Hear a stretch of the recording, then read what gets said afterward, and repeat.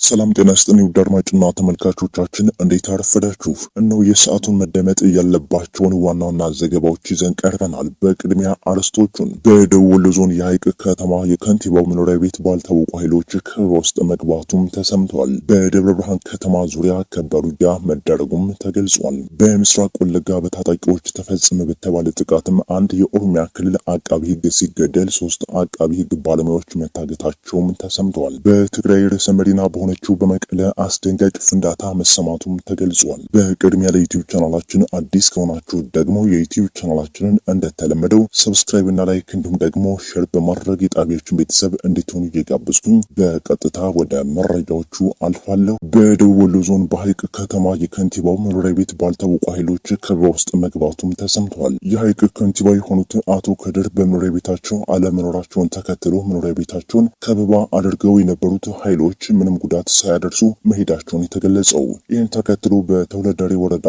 የብልጽግና የሲቪልና የጸጥታ ሹማምንት ፍርሃት ውስጥ መግባታቸው በመረጃው ተጠቁሟል። በአካባቢው የሚገኙ ከፍተኛ የአገዛዙ ሹማምንቶች ከፍተኛ ጭንቀት ውስጥ ከመግባታቸው የተነሳ ወደ ደሴ ከተማ ሊሄዱ ዕቃቸውን በመሸከፍ ላይ እንደሚገኙ የመረጃ ምንጮቻችን ገልጸዋል። በተመሳሳይ በኢንዱስትሪዋ ፈርጥ ኮምቦልቻ ከተማ የአገዛዙ ሚኒሻ አባላቶችም በፋኖ ኃይሎች ተይዘው መወሰዳቸውም ተሰምቷል። በአካባቢው ሚኒሻ አባላቶቹ በፋኖ ተይዘው መወሰዳቸውን ተከትሎ የጸጥታ መዋቅሩ በአሁኑ ሰዓት ሽብር ውስጥ መግባቱን የተገለጸው። በዚህም በየመንገዱ የፍተሻ ትዕዛዝ እንደተሰጠ ለማወቅም ተችሏል። ከደሴ ከተማ የሚወስደውን ሀረጎ መንገድ የጎፍ ተራራና በርበሬ ወንዝን ጨምሮ ፍተሻዎችና ስምሪቶች መሰጠታቸውን ለማረጋገጥ ተችሏል። የአገዛዙ ሚኒሻዎችም ከነሙሉ ትጥቃቸው በፋኖ ኃይሎች ተይዘው መወሰዳቸው ነው ለማረጋገጥ የተቻለው። በአካባቢው ይህ አይነቱ ኦፕሬሽን በፋኖ ኃይሎች ሲፈጸም የመጀመሪያው እንደሆነ የገለጹት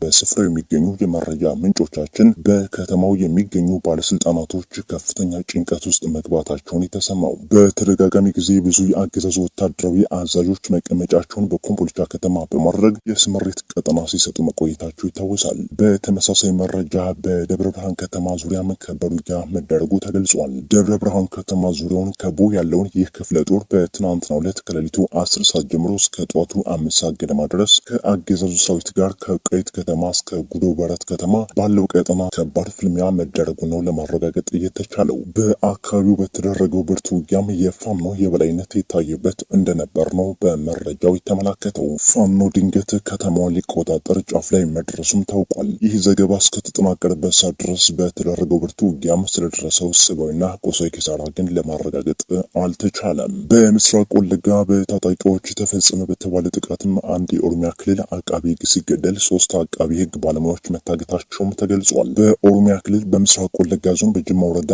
አርጆ ወረዳ ከጅማ ወደ ነቀምቴ ለስራ በመጓዝ ላይ የነበሩ የኦሮሚያ ክልል አቃቢ ሕግ ላይ በታጣቂዎች ተፈጸመ በተባለ ጥቃትም አንድ አቃቢ ሕግ መገደሉና 3 ደግሞ ታግተው ያሉበት አለመታወቁም ተገልጿል።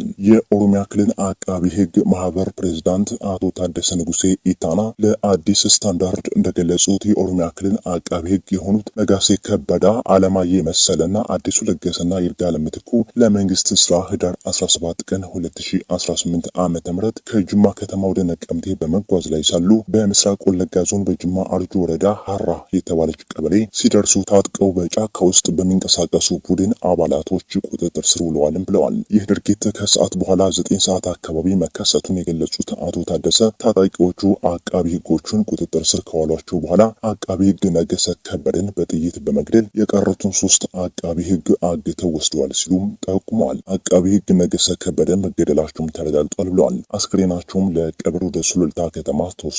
የቀሩት ሰዎች ግን በምን ሁኔታ እንደሆነ የት እንዳሉ አናውቅም በማለት የኦሮሚያ አቃቢ ሕግ ማህበር ፕሬዝዳንት አቶ ታደሰ ንጉሴ ኢታና ለአዲስ ስታንዳርድም ተናግረዋል። የኦሮሚያ ጠቅላይ አቃቢ ሕግ ቢሮ በበኩሉ የክልሉ አቃቢ ሕግ ነገሰ ከበደ መገደላቸውን አረጋግጦ የተሰማውን ሐዘን በማህበራዊ ትስስር ገጹም አስታውቋል። ማህበሩ ይህንን ድርጊት ያወግዛል ያሉት የማህበሩ ፕሬዝዳንት እነዚህን የህግ ባለሙያዎች የያዘው አካል እንዲፈታቸው እንጠይቃለን ብለዋል። ከዚህ ቀደም ታጥቀው በጫካ ውስጥ በሚንቀሳቀሱ ቡድን አቃቢ ሕግን የማገት ወንጀል እየተፈጸመ እንደነበር ያስታወሱት አቶ ታደሰ በቀጥታ ኢላማ ያደረገ ግድያ ሲፈጸም ግን ይህ ለመጀመሪያ ጊዜ ነው ብለዋል። በዚህ ጉዳይ ላይ ከምስራቅ ወለጋ ዞን ባለስልጣናት ተጨማሪ መረጃ ለማግኘትም የተደረገው ጥረት አልተሳካም ተብሏል።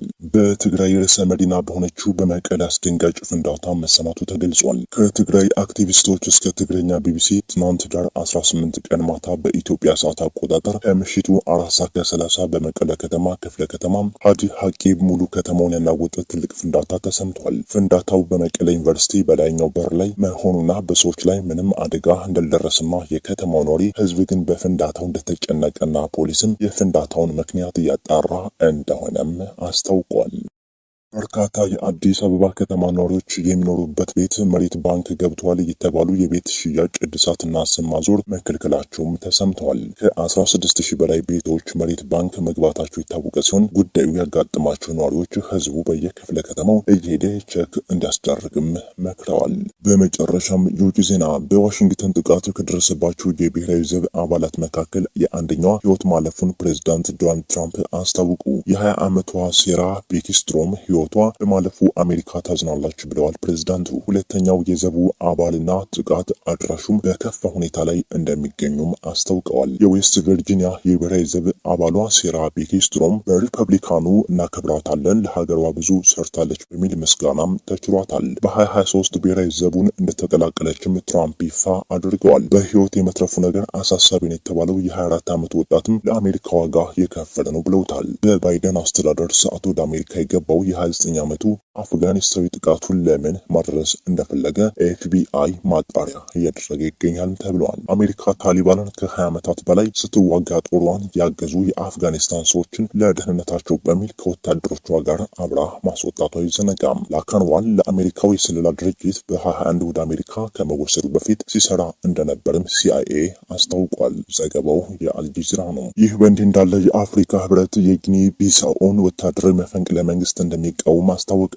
የአፍሪካ ህብረት ባወጣው መግለጫ በጊኒ ቢሳኦ ወታደራዊ መፈንቅለ መንግስት መካሄዱንና ይህንን ተከትሎ ፕሬዝዳንት ኦምሮን ሲሴኮ ኤምባሎን ጨምሮ ከፍተኛ ባለስልጣናት ለእስር መዳረጋቸውን አውስቶ ድርጊቱን አጥብቆ እንደሚቃወም ገልጿል። የህብረቱ ኮሚሽነር መሐመድ አሊ የሱፍ ባወጡት መግለጫ ይህ ድርጊት የተፈጸመው ሀገሪቱ ምርጫ አካሂዳ ውጤቱን እየተጠባበቀች ባለችበት ሰዓት ነው ያሉ ሲሆን የአፍሪካ ህብረት ማናቸውንም ህገ መንግስታዊ ያልሆነ የመንግስት ለውጥን እንደማይቀበልም አስረድተዋል። ምርጫውን በተመለከተ የአፍሪካ ህብረት ታዛቢዎች በስፍራው ተገኝተው መመልከታቸውንና ትናንት ሪፖርት ማቅረባቸውን የጠቀሱት ኮሚሽነሩ በሀገሪቱ ህገ መንግስት መሰረት የምርጫው ውጤት ይፋ እንዲሆን ጥሪም አቅርበዋል። በህገ መንግስቱ የምርጫው ውጤት ይፋ የማድረግ ስልጣን የተሰጠው ኮሚሽን የሚያቀርበው ውጤት ማክበር አስፈላጊና ተገቢ መሆኑንም አስረድተዋል። ኮሚሽነሩ ጨምረውም የታሰሩት ፕሬዝዳንትና ሌሎች ባለስልጣናት በአስቸኳይና ያለምንም ቅድመ ሁኔታ እንዲፈቱ ጥሪ ያቀረቡ ሲሆን ሁሉም አካላት ሁኔታው እንዳይባባስ የበኩላቸውን ጥረት እንዲያደርጉም አሳስበዋል። ውድ አድማጭና ተመልካቾቻችን የሰዓቱ ዋና ዋና አበይት ዘገባዎች ቀደም ሲል የተከታተላችሁትን ይመስሉ ነበር።